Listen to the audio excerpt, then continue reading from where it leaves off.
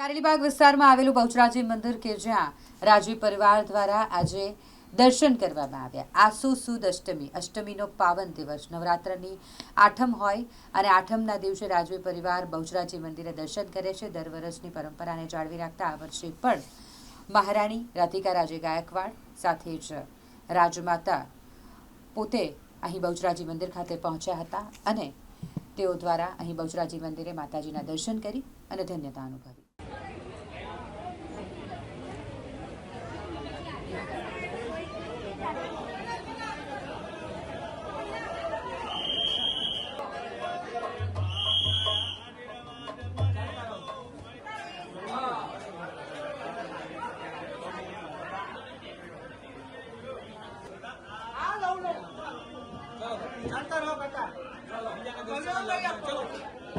आ बाजू भाई आ बाजू। अरे तो आमती जाओ ना, रस्तो है यार, छोटी छोकरी।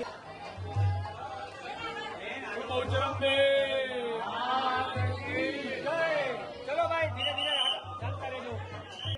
आ बाजू आई जाओ, जगह है તમે આવી જાઓ फटाफट दर्शन करो। चलो